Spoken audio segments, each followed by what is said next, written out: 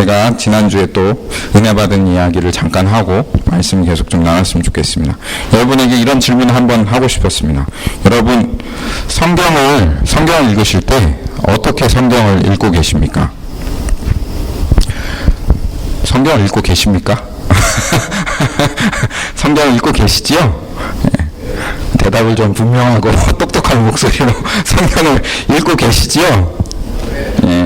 성경을 꼭 읽고 계셔야 합니다. 머리 극적극적 하신 분 계시는 것 같아요. 그냥 성경을 읽으실 때 여러분들에게 어떻게 읽는지 좀 물어보고 싶었어요. 성모가, 너 성경을 읽을 때 어떻게 읽니? 잘 읽니? 현이는 어떻게 읽니, 성경을? 찬이, 미안해. 찬이는 성경 어떻게 읽니?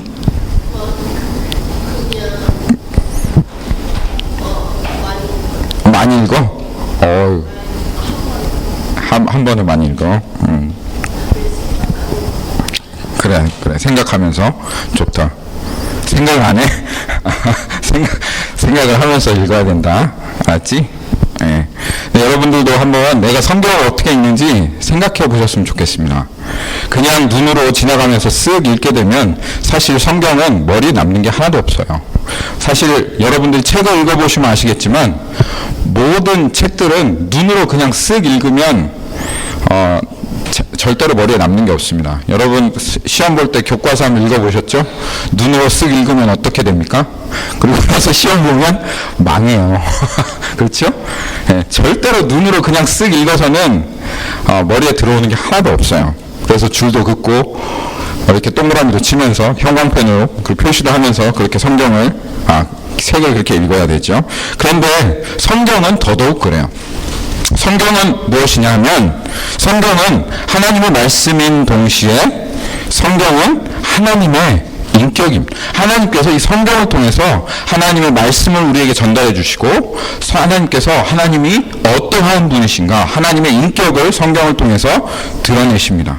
그래서 우리는 말씀을 통해서 하나님을 만나게 되는 거예요. 그런데 성경을 읽어도 하나님을 못 만나는 사람들이 많아요. 물론 예수님을 안 믿는 사람들이야 성경을 읽어도 하나님을 만나지 못하지만 예수님을 안다고 하면서도 성경을 읽으면 대부분 잠만 오는 경우가 많아요. 그래서 거의 성경을 잠잘 때 읽으시는 분들이 많습니다. 수면제처럼 그렇게 읽으시는 분들이 많은데요. 왜 그럴까요? 왜 성경을 읽어도 분명히 성경을 쓰실 때는 하나님께서 하나님을 만나라고 하나님의 인격을 경험하라고 성경을 쓰셨는데 왜 성경을 읽으면 잠만 오고 하나님을 만나지 못할까요? 왜 그럴까요? 무엇 때문에 그럴까요? 생각해 보신 적 있으세요? 여러분 성경을 통해서 하나님을 만나십니까? 여러분들이 원리를 하나 모르시기 때문에 그래요. 하나님을 만나는 원리는 반드시 이러한 원리가 되어야 합니다. 예레미야서 29장 13절 말씀 한번 찾아보십시다. 예레미야서 29장 13절.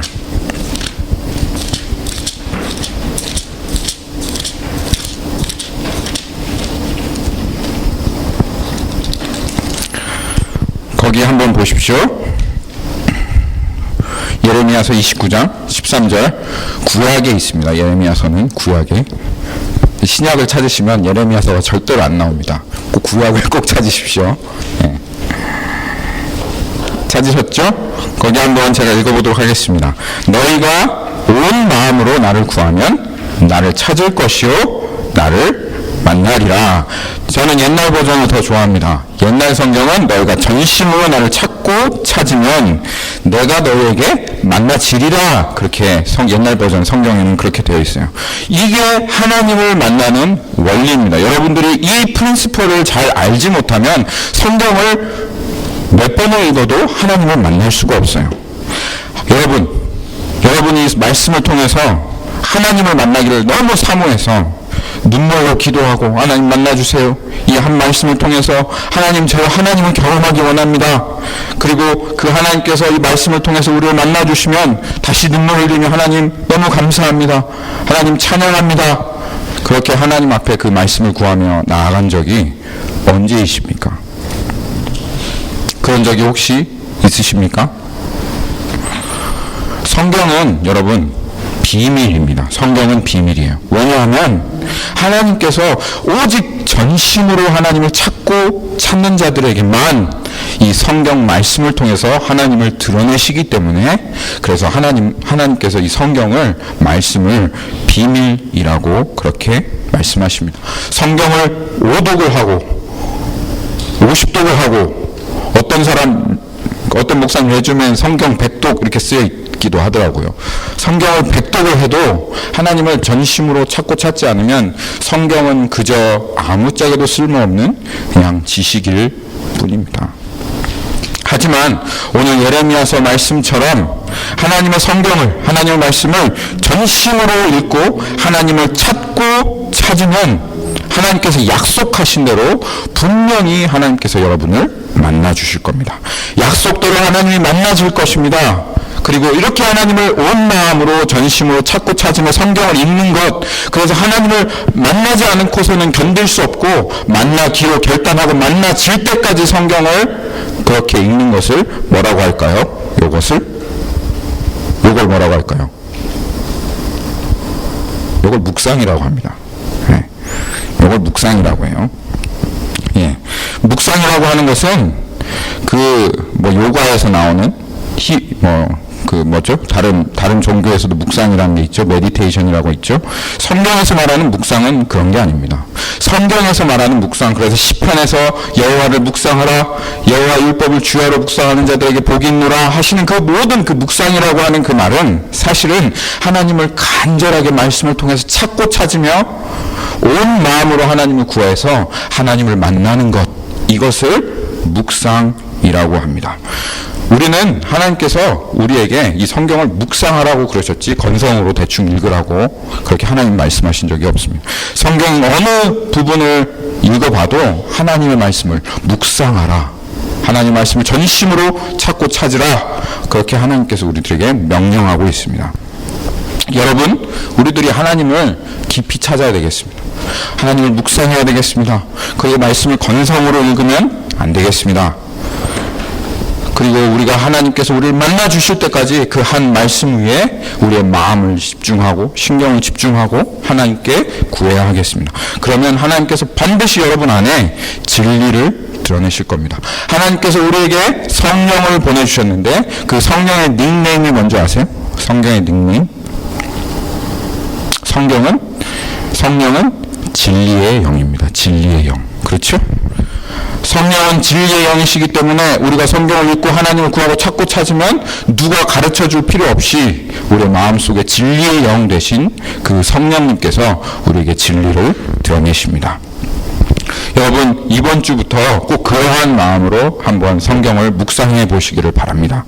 그러면 하나님께서 여러분들을 분명히 만나 주실 것입니다. 그리고 오늘 말씀을 들을 때도 한번 그런 마음으로 하나님의 말씀 옆에 집중하면서 오늘 룻기 2장 20절부터 23절 말씀을 한번 찬찬히 살펴보십시다. 룻기 2장 20절에서부터 23절 말씀입니다. 지난주에 나누었던 말씀에 좀 이어서 말씀을 한번 보겠습니다. 오늘은 나오미를 살펴보려고 해요. 거기 나오미의 모습 보이시죠? 20절에 나오미가 자기 며느리에게 이르되 그가 여호와로부터 복받기를 원하노라. 그가 살아있는 자와 죽은 자에게 은혜 베풀기를 그치지 아니하는도다 하고, 나오미가 또 그에게 이르되 그 사람은 우리와 가까우니 우리 기업 물을 자 중에 하나이니라 하니라. 자, 오늘은 나오미의 모습을 한번 살펴보려고 하는데요. 나오미 어떤 사람이었죠? 나오미. 이 말씀 전에 나오미는 어떤 사람이었어요? 첫째, 나오미는 하나님께 관심이 없었습니다. 그의 관심은 이스라엘이라고 하는 사람이었지만, 하나님의 백성이라고 이름은 있었지만 그의 관심은 하나님께 없었고 모두가 다 세상에 먹고 사는 거에만 관심이 있었어요. 어떻게 하면 좋은 남편 만날까 하는 그 생각으로 가득 차 있었던 사람이 나오미였어요. 입만 열면 뭐가 나왔어요? 원망하고 불평하는 말만 그 입에서 막 쏟아졌어요. 원망과 불평이 가득했고 심지어는 하나님께도 원망과 불평을 했던 사람이 나오미였어요. 여러분, 나오미와 같은 사람 만나보았습니까? 그런 사람 있죠. 주변에 이렇게 만나면 계속 난 저 사람 때문에 짜증나. 아, 난 저 사람 때문에 힘들어. 계속, 내 삶은 왜 이래? 원망하고, 불평하고, 짜증내고. 그래서 만나면 그거 들어주느라고 정신없는 사람. 그런 사람이 있어요. 이런 사람들 변화되는 거 쉬워요, 어려워요? 이런 사람들 변화되는 거 참 쉽지 않아요. 이런 사람들한테 너는 왜 맨날 원망하고 불평만 하냐? 여러분, 이제까지 원망하고 불평했던 그 사람이 내가 언제 그랬어? 이렇게 얘기할 때가 참 많습니다. 자기가 언제 원망했냐는 듯이, 불평했냐는 듯이 그렇게 말할 때가 참 많아요. 이런 사람에게 기적이 일어나야 해요. 정말 변하지 않아요. 그런데 그랬던 나오미의 입술에서 오늘 말씀을 보니까 찬양이 흘러나오는 거예요. 입술에서 찬양이 터진 거예요. 그가 여호와로부터 복받기를 원하노라. 원망하고 불평하고 저주했던 그 나오미의 입술에서 갑자기 축복의 말이 터져 나온 겁니다. 여러분, 말씀 한번 잘 읽어보세요. 그러면 재밌는 걸 하나 발견할 수 있어요. 제가 질문을 하나 다시 드릴게요. 거기 나오미가 보면 그 보아스를 축복하면서 그가 있죠? 여호와로부터 복받기를 원하노라 하는데 여기 그는 보아스죠. 여호와로부터 복받기를 원하노라. 근데 뒤에 그가 살아있는 자와 죽은 자에게 은혜 베풀기를 그치지 아니하는도다 하는 그 뒤에 그는 누구일까요? 이 앞에 그와 뒤에 그가 달라요. 이 앞에 그는 보았습니다. 그런데 뒤에 그는 하나님입니다. 하나님. 보아스가 여호와로부터 복받기를 원하노라. 여호와 하나님이 살아있는 자와 죽은 자에게 은혜 베풀기를 그치지 아니하도다 라고 그 하나님께 불평하고 원망했던 입술에서 그 억세고 거칠었던 그 나오미가 하나님으로부터 그 입술을 열어서 하나님께로 찬양을 하고 있는 것입니다. 그리고 은혜를 아주 우습게 여겼죠. 룻이 제가 어디에 가서 은혜를 받기를 원합니다. 은혜 베푸는 곳에 가서 제가 그 은혜로 좀 모아오겠습니다. 그럴 때 내 따라 가라 하고 코드숨도 안 쳤던 그 나옴인데 거기에 보면 죽은 자와 산자에게 은혜 베풀기를 그치지 않는다. 그 입술에서 갑자기 은혜라고 하는 단어가 터져 나왔습니다. 이거는 기적이에요. 나오미에게 일어난 기적입니다. 그리고 이제까지 제대로 시어머니 노릇도 못하고 제대로 하나님의 백성의 모습으로 살아가지 못했던 그 나오미가 이 룻기 3장에서부터는 제대로 시어머니 역할을 하고 또 제대로 하나님의 백성의 모습으로 하나님의 뜻을 따르는 그런 모습으로 나오게 됩니다. 어떻게 이렇게 변화가 있었을까요? 무엇이 나오미를 이렇게 변화시켰을까요? 제가 발견한 것은 룻이 은혜를 나오미에게 나눴기 때문에 그렇습니다. 맞아요. 룻이 나오미에게 은혜를 누렸고 그 은혜가 나오미를 변화시키게 만들었습니다. 여러분 한번 따라해 볼까요? 오직 은혜만이 사람을 변화시킨다. 한번 다시 같이 해볼까요? 오직 은혜만이 사람을 변화시킨다. 다시 한번 오직 은혜만이 사람을 변화시킨다. 이게 아주 중요한 원리입니다. 여러분들 꼭 기억하시기를 바랍니다. 사람은 절대로 변하지 않습니다. 그런데 오직 은혜만이 사람을 변화시킵니다. 프린시펄입니다. Grace produces changes. 오직 은혜만이 사람을 변화시킵니다. 여러분, 우리는 사람들이 변화되기를 원해요. 그렇죠? 내 아들이 변화되기를 원하고 내 친구가 변화되기를 원하고 내 아내가 변화되기를 원합니다. 연집사님이 계속 성목이를 찌르고 있는데 성목이가 좀 예배 시간에 변화되기를 연집사님이 원하시는 거죠. 그렇죠? 그런데 그 잘 변화되지 않아요. 그렇죠? 잘 변화되지 않죠? 네. 사실 내 자신 잘 변화되던가요? 여러분 한번 변화되려고 노력해봤습니까? 해봤죠? 그렇죠? 내 자신이 변화가 잘 되던가요? 내 자신도 변화되지 않습니다. 사람은 참 변화되기가 힘들어요. 한국에는 그래서 이런 말까지도 있습니다. 사람이 변하면 죽는다. 그렇죠? 저 사람 죽을 때가 다 됐나 보다. 변하는 것 보니까. 그런 말도 있을 정도로 정말 우리 사람들은 변화되지가 않아요. 여러분도 스스로 변화시키고 싶으실 거예요. 여러분의 그 게으른 습관과 열심이 없는 마음과 빈약한 인격과 특별히 어떤 신앙적인 나의 그 부족한 모습들. 저도 정말 제 자신을 너무너무 변화시키고 싶어요. 그런데 제 자신도 잘 변화되지 않는 것을 보게 됩니다. 제 자신도 변하지 않는데 다른 사람 변하겠어요? 남편 변하길 원해서 부인들이 뭘 많이 하죠? 아내들 바가지를 많이 긁죠. 바가지 긁는다고 하죠. 그리고 신경질도 내보고요. 저희 와이프는 저한테 바가지를 절대로 긁지 않습니다. 근데요, 하여튼 그렇게 남편이 변화되길 원해서 바가지를 긁는 아내들이 많이 있다는 얘기를 제가 들었습니다. 그리고 남편도 아내가 변화되길 원해서 소리도 지르고 윽박도 치고 그렇게 하지요. 아이들은 어떻습니까? 아이들에게는 아이들이 변화되기 원해서 어떻게 하죠? 때리기도 하고 혼내기도 하고 그렇죠? 그렇게 하죠. 그런데 변하던가요? 안 변해요.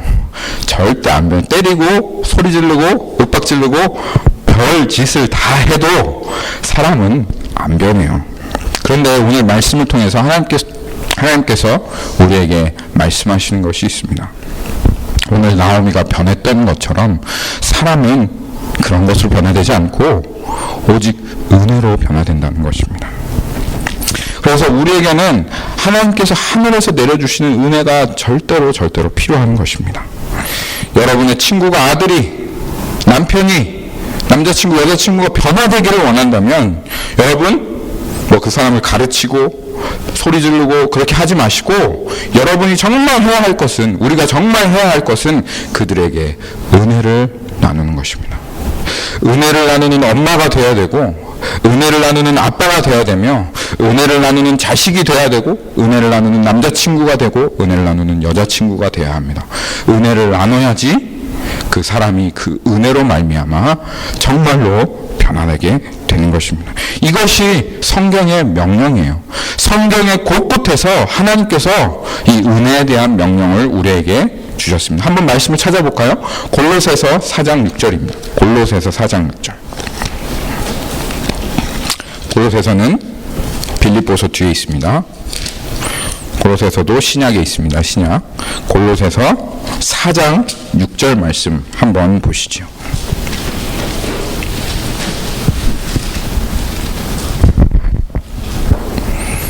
거기에 보면 이렇게 쓰여 있어요. 골로새서 4장 6절. 너희 말을, 여러분이 말을 하는데 너희 말을 항상 은혜 가운데에서 소금으로 맛을 냄과 같이 하라. 그리하면 각 사람에게 마땅히 대답할 것을 알리라. 주님이 명령하신 말씀이 어떻게 해요? 여러분들 소금을 치면 소금이 그대로 있나요?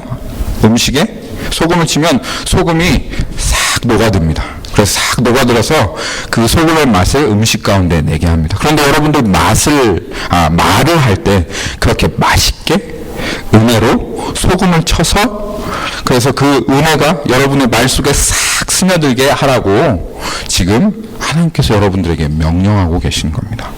그렇죠? 그러니까 여러분 말을 할 때 어떻게 하면 내 말 가운데 은혜가 스며들게 할 수 있을까를 여러분 생각하셔야 합니다. 그리고 또 에베소서 5장 29절도 한번 봅시다. 에베소서 5장 29절. 에베소서는 갈라디아서 뒤에 있습니다. 고린도 후서, 갈라디아서, 에베소서입니다. 에베소서 5장 29절.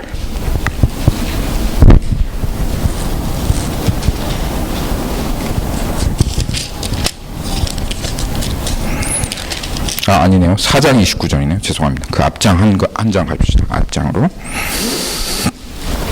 거기에 보시면 뭐라고 되어 있죠? 무릇 더러운 말은 너의 입 밖에도 내지 말고 오직 덕을 세우는데 소용되는 대로 선한 말을 하여 듣는 자들에게 은혜를 끼치게 하라. 그렇게 얘기하고 있죠. 그렇습니다. 더러운 말은 입 밖에도 내지 말고 오직 덕을 세우는 데 소용되는 말로 선한 말을 하여 듣는 사람들에게 어떻게? 은혜를 끼치게 하라는 겁니다. 은혜를 끼치게. 또 5장 3절 말씀 한번 봅시다. 5장 3절 4절 말씀. 5장 3절 4절. 음행과 온갖 더러운 것과 탐욕은 너희 중에서 그 이름조차 부르지 말라. 이거는 성도들에게 마땅한 것이 아니라는 것입니다. 누추함과 어리석은 말이나 희롱의 말이 마땅하지 아니하느니 오히려 감사하는 말을 하라. 이 말씀 듣고 좀 제가 회개했습니다. 저도 참 농담하고 이런 거 좋아하는데 하나님께서 희롱하는 말을 하지 말라고 그렇게 얘기하시고 오히려 감사하는 말을 하라 하나님께서 말씀하시죠. 오늘 말씀들을 쭉 읽어봤는데요. 교회는 이런 명령을 받은 사람들이에요. 성도들은 서로 은혜를 나누고 그리고 그 나누는 은혜로 이렇게 풍성해야 돼요. 그리고 이 은혜들은 우리의 어디에서 나와야 됩니까? 일상에서 나와야 돼요. 은혜라고 해서 늘 항상 막 거창한 게 은혜. 아, 오늘 바닷가에 가는데 하나님께서 홍해를 가르셨어. 뭐 이런 것만 은혜가 아닙니다. 이것이 은혜가 아니고 하나님께서는 우리에게 세밀한 음성으로 이야기하십니다. 그렇기 때문에 우리는 아주 작은 것부터 하나님 앞에 은혜를 나누는 그런 말들을 할 수 있는 사람이 되어야 됩니다. 물론 우리가 은혜 가운데 살아가 있지 않고 맨날 이렇게 막 서로 놀리고 욕하고 상스러운 얘기를 하고 그래서 입술이 갑자기 은혜로운 말을 하려고 그러면 갑자기 몸이 간지럽고 주님께 감사를 합니다. 하나님께 영광을 돌립니다. 주님께서 이런 은혜를 나에게 주셨습니다. 이러면 갑자기 좀 손이 오그라드는 것 같은 그런 생각이 들 수도 있지만 그렇지만 한번 하다 보면 또 그렇게 습관을 들이다 보면 우리가 은혜를 나눌 수가 있어요. 여러분 오병이어의 기적을 아시죠? 사람들에게는 아무것도 먹을 것이 없었는데 그 예수님 앞에 5,000명의 사람들이 있었습니다. 그런데 어린아이가 떡 5조각하고 물고기 2마리를 가지고 나왔어요. 그리고 그것으로 모든 사람을 다 먹이게 되었습니다. 수줍게 내밀은 이 작은 하나님께서 주신 은혜 하나가 그 사람들을 전체를 먹일 수 있었던 것처럼 여러분들이 수줍게 가지고 나오는 여러분의 일상에서 하나님께서 주시는 그 소소한 그 은혜들이 그 오병이어의 기적이 돼서 우리 교회 전체를 먹일 수 있는 그런 기적이 되는 것입니다. 여러분들이 이 은혜를 나눈다면 반드시 약속드리는 것은 여러분의 남편에게, 자식에게, 여러분의 친구에게, 여러분이 알고 있는 많은 사람들에게 반드시 변화가 있을 것입니다. 주중에 살다가 주님께서 주신 은혜, 말씀을 통해서 받은 은혜, 그리고 내가 순종했던 것, 기도하다가 하나님께서 주신 마음, 누군가 전해주었던 그런 은혜들을 여러분들 이 교회에서 한번 풍성하게 나누어 보십시오. 그러면 이 교회가 하나님 앞에 더 아름답고 또 교회가 기쁜 교회가 될 것입니다. 그래서 오늘 잠깐 여러분들에게 기회를 드리도록 그렇게 하려고 합니다. 잠시 지난주에 하나님께서 주신 은혜를 한번 지금 잠깐 생각해 보세요. 짤막하게 한 1분 동안 한번 생각해 보세요. 그리고 옆 사람을 한번 보십시오. 옆 사람 한번 보십시오. 옆 사람을 한번 보시고, 자, 짤막하게, 뭐, 옆에 딸이 앉았으면 딸에게, 아들이 앉았으면 아들에게, 뭐, 친구가 앉았으면 친구에게, 우리가 지난주에 하나님께 받았던 은혜를, 뭐, 거창한 거 없어요. 그냥 조그만한 거라도 하나 한번 우리 나눠봅시다. 옆에 있는 사람에게. 자, 시작.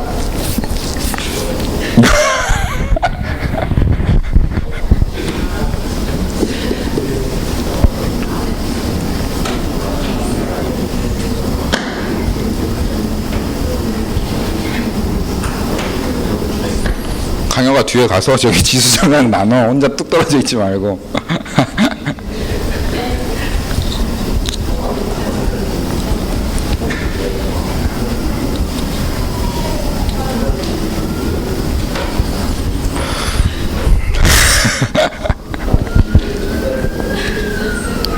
다들 나누셨나요? 시간이 부족한 걸 보니 은혜를 아주 많이 풍성하게 받으신 모양이에요. 예, 참 감사한 일입니다.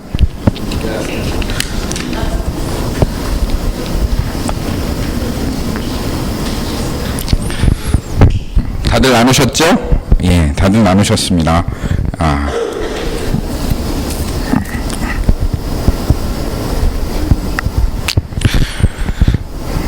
어때요? 다들 좋죠? 은혜를 이렇게 나누니까. 예. 얼마나 좋습니까? 밥 먹을 때도 다른 얘기 하지 마시고 좀 은혜를 풍성하게 서로 나누시면 참 좋을 것 같아요. 예. 한 주간을 여러분들 살아가면서, 근데 또 한번 생각을 해보니까 은혜를 나눈다는 게 쉽지 않구나 라는 것을 알게 되시죠? 한 주간을 살아가면서 어떨 때는 우리가 받은 은혜를 나눌 수가 없어요. 왜냐하면 은혜를 못 받았기 때문에. 근데 그거는 정말 부끄러운 삶입니다, 여러분. 은혜를 나누지 못한다는 것. 은혜가 내 삶 가운데 없어서 누구를 만나도 원망과 짜증 외에는 다른 것을 나눌 수 없고, 하나님께서 주신 은혜를 나눌 수 없다라는 것은, 그것은 참 하나님 앞에 우리가 하나님을 부끄럽게 하는 것입니다. 왜냐하면 하나님은 은혜가 풍성하신 하나님이신데, 그리고 산자와 죽은 자에게 은혜 주시기를 그치지 않으시는 하나님이신데, 근데 우리는 그 하나님께 은혜를 구하지 않았기 때문에 우리의 게으름으로 인해서 은혜를 받지 못했고 은혜를 나누지 못한다는 것은, 다른 사람 앞에 내가 믿는 하나님은 정말 은혜를 아주 그냥 가끔 주시는 하나님이야 라고 그렇게 증거하고 있는 것이에요. 절대로 그러면 안 되겠습니다. 은혜를 사모해야 합니다. 그렇죠? 전심으로 성경을 읽어야 합니다.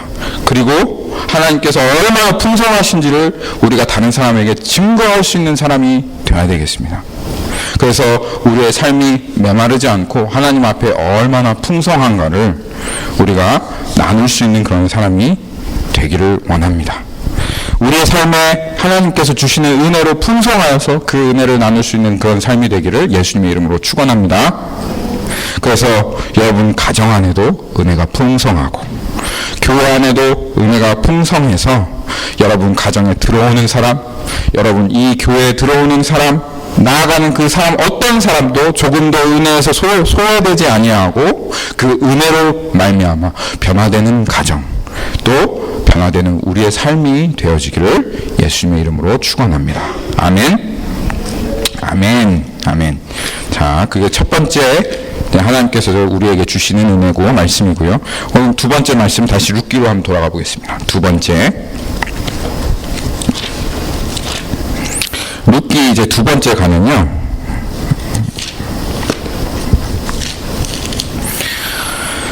거기 보면 이제 모압 여인 룻이 이르되 그가 내게 또 이르기를 내 추수를 다 마치기까지 너는 내 소년들에게 가까이 있으라 하더이다 하니.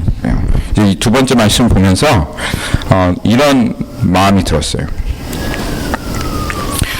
오늘 이제 룻의 모습을 보면 은혜를 나누는데, 은혜를 분명히 받았어요. 하나님께 은혜를 풍성히 구해서. 그리고 내 안에 나눌 수 있는 은혜가 참 많아요. 그런데 그런 사람들도 은혜를 나누지 못하는 경우가 있어요. 무엇 때문에 그럴까요? 왜 은혜를 나누지 못할까요? 두려움 때문에 그래요. 내가 혹시 은혜를 나누다가 실수하게 되면 어떡하지? 저 사람 저게 무슨 은혜야? 라고 그렇게 말하면 어떡하지? 하는 이런 걱정들 때문에 사실 은혜를 잘 나누지 못하는 것입니다. 제가 여러분들 중에 이제 한 분을 지목해서 고집사님 이렇게 제가 지적을 해서, 고집사님 지난주에 말씀에 은혜 받으셨죠? 목사님 말씀에 은혜 많이 받았습니다. 그러면 다음 주에 여기 나오셔가지고 받은 은혜를 좀 저희들에게 좀 간증을 해주십시오. 이러면 어떻게 하겠어요? 손살을 치면서 목사님 안 돼 이러시겠죠? 그렇죠? 고집사님 뿐만 아니라 모든 분이 아마 그러실 겁니다. 사실 저는 그렇게 하고 싶은데 다들 그러실까봐. 왜 그럴까요? 은혜를 받았는데도 여기 나와서 이야기하는 게 뭐가 부끄러운 일이겠어요? 두려운 일이겠어요? 근데 못하는 이유는 완벽해야 될 것 같아서, 그 은혜를 정말 잘 나눠야 될 것 같아서 두렵기 때문에 은혜를 잘 나누지 못하는 것입니다. 그런데 여러분, 하나님께서는 우리들에게 완벽하기를 바라지 않으세요. 하나님은 우리가 이미 완벽하지 않다는 사실을 알고 계세요. 오늘 룻기 21절에 보면 룻이 하나 실수를 하는 장면이 있습니다. 실수. 여러분 한번 발견하실 수 있겠어요? 룻기 2장 21절에 룻이 실수를 하는데 뭘 실수를 했을까요? 룻이 지금 은혜를 더 나누고 있습니다. 그렇죠? 보아스가 오늘만 오지 말라, 오늘만 오는 게 아니라 다음 주도 또 오래, 내일도 또 오고 계속 밀 추수가 끝날 때까지 여기에 있으래. 아, 어머니 얼마나 좋아요. 내일 또 오라고 하는데, 오늘 이렇게 많이 거뒀는데 내일 또 오라고 하니 이거 진짜 하나님의 은혜죠? 하고 은혜를 지금 나누고 있는데 여기에서 하나 실수를 했어요. 룻이. 뭔 실수를 했습니까? 틀린 게 하나 있어요. 뭐예요? 찾으셨어요? 성경을 자세히 읽어야 됩니다. 뭐가 틀렸죠, 룻이? 보아스가 2장 8절에 한번 보십시오. 2장 8절에.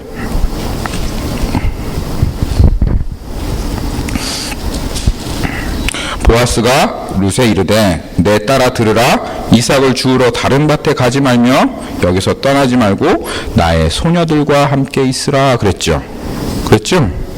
그런데 지금 이 말을 룻이 그대로 나오미에게 전하는 것인데, 근데 여기에 보니까 뭐라고 하고 있어요? 소년들과 함께 있으라. 그래요. 왜 그랬을까? 저도 한번 생각을 해봤는데, 룻이 소년들과 어울리고 싶었나? 뭐 이런 생각도 한번 해보고, 가끔 이상한 생각도 한 번씩 해봅니다. 아니면 뭐 그냥 잘못 들은 것인가? 하고, 하여튼 무슨 생각이었는지 잘못 들은 건지 무엇 때문인지 모르겠지만, 룻이 보아스의 말을 오해했거나 그대로 나오미에게 옮기지 못했던 것이죠. 그래요. 우리도 가끔 말을 하다 보면 이렇게 실수를 할 수 있어요. 제가 여기에서 말을 이렇게 하지만 저도 실수를 가끔 할 때가 있습니다. 특히 은혜를 나눌 때 제일 걱정이 되는 것이, 혹시 내가 틀려서 하나님께서 나에게 주신 그 은혜가 혹시 잘못 전달이 돼서 하나님께 누가 되면 어떡하지? 그런 생각이 들 때가 있습니다. 그런데 여러분, 괜찮습니다. 왜냐하면 여러분이 조금 실수한다고 해서 하나님께서 은혜를 못 주시고, 여러분들이 완벽한다고 해서 하나님께서 은혜를 주시는 그런 하나님이 아닙니다. 저도 제가 설교한 거 들으면 진짜 저게 설교냐 할 때가 참 있어요. 그런데 제가 한번 하나님 앞에 믿는 바는 이겁니다. 제가 여기에서 말을 잘한다고 해서 하나님께서 여러분들에게 은혜를 주시고, 말을 못한다고 해서 은혜를 못 주시는 하나님이 아니라는 것입니다. 하나님은 내가 무엇은 말을 어떻게 하고 실수를 어떻게 해도 하나님은 반드시 은혜를 우리에게 주실 수 있는 하나님이시기 때문에 우리가 실수를 두려워하지 아니하고 우리가 받은 은혜를 하나님을 믿는 그 믿음 가운데 우리가 나눌 수 있는 것입니다. 시편 8장 2절 말씀 보십시오. 시편 8장 2절.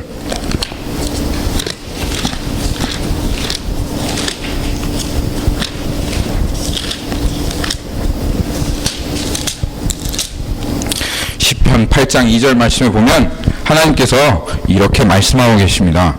주의 대적으로 말미암아 어린아이들과 젖먹이들의 입으로 권능을 세우시며 이는 원수들과 보복자들을 잠잠하게 하려 하심이니이다. 하나님께서 얼마나 전능하시고 위대하시냐면 하나님께서 얼마나 전능하시고 위대하시냐면 쓰리가 나누는 그 말을 통해서 하나님의 원수와 대적들을 잠잠하게 하시는군요.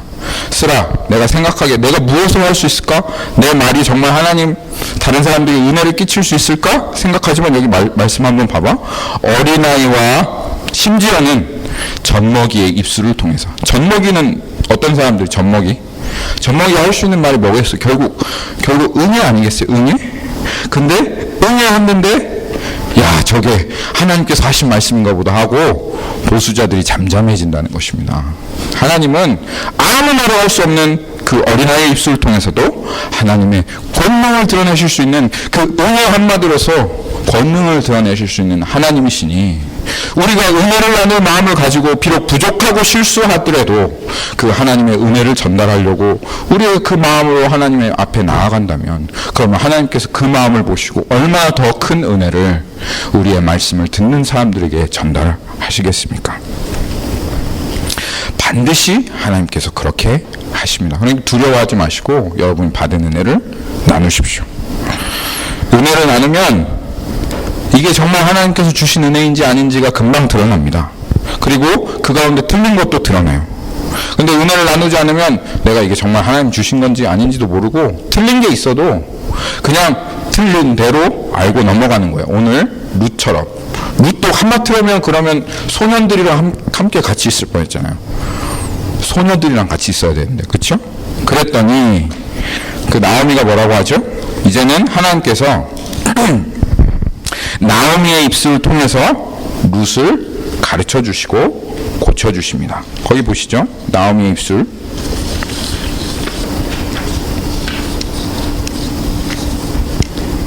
나오미가 며느리 룻에게 이르되 내 딸아 너는 그 소녀들과 함께 나가고 다른 밭에서 사람을 만나지 아니하는 것이 좋으니라 하는지라. 예, 하나님께서 우리들에게 그 틀린 것은 고쳐주십니다. 그러면 우리는 겸손하게 하나님께서 고쳐주실 때 그렇게 겸손하게 아 그렇군요, 제가 잘못 알았군요, 좀 틀렸군요 하고 그렇게 그냥 넘어가면 되는 것입니다.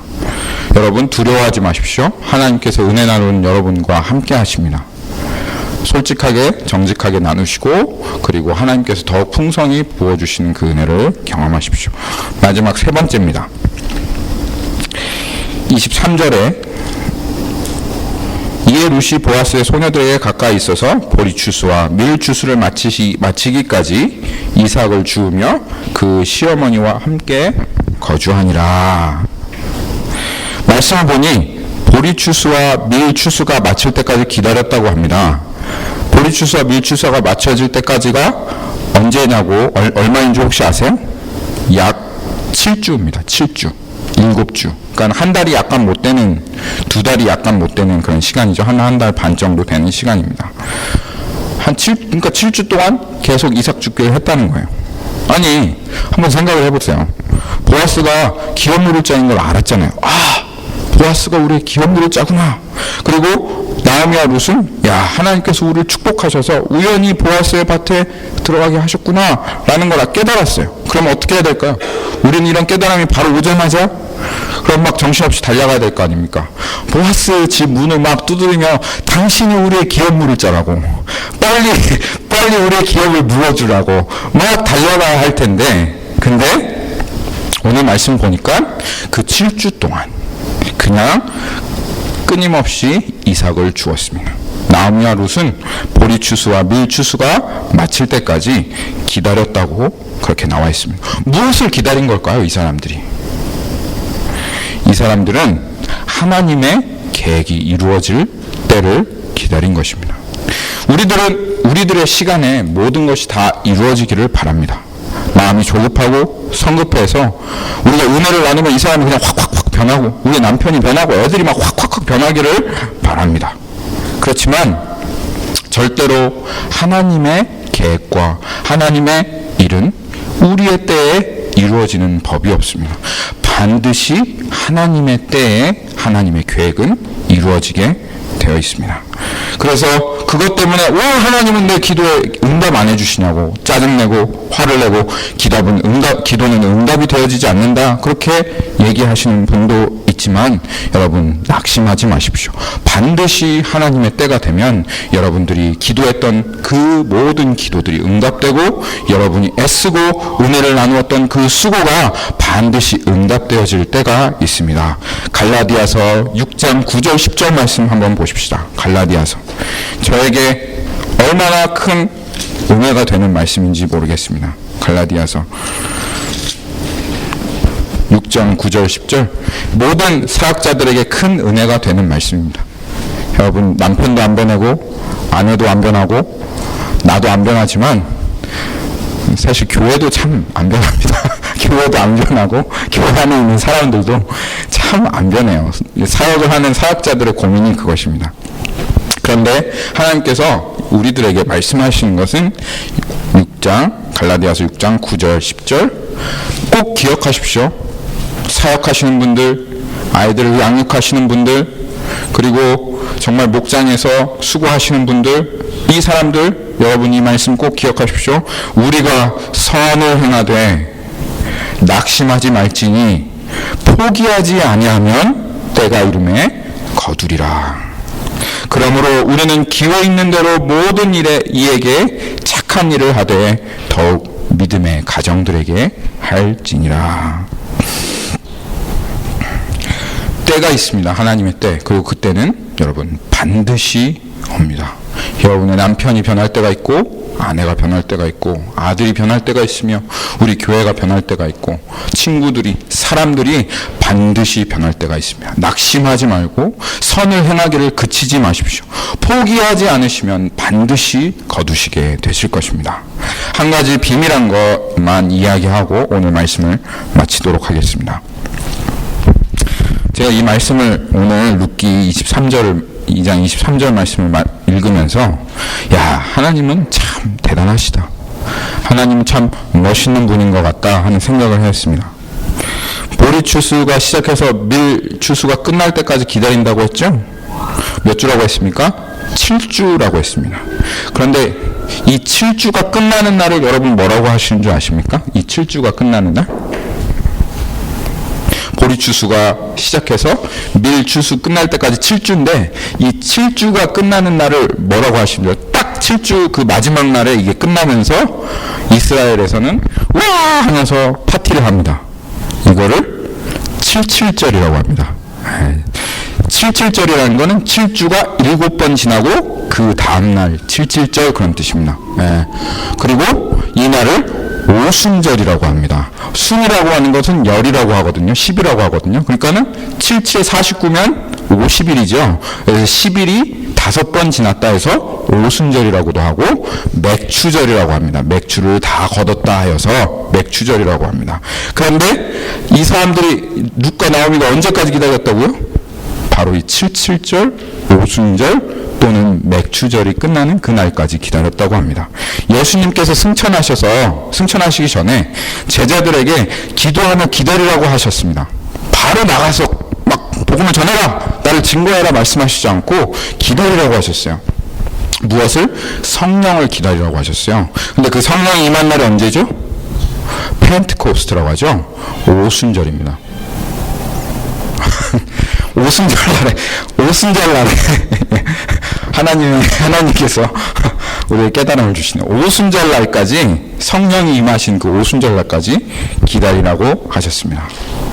그래서 3장에 보면 드디어 하나님의 계획이 이루어지는 장면이 나오는데 언제 하나님의 계획이 이루어집니까?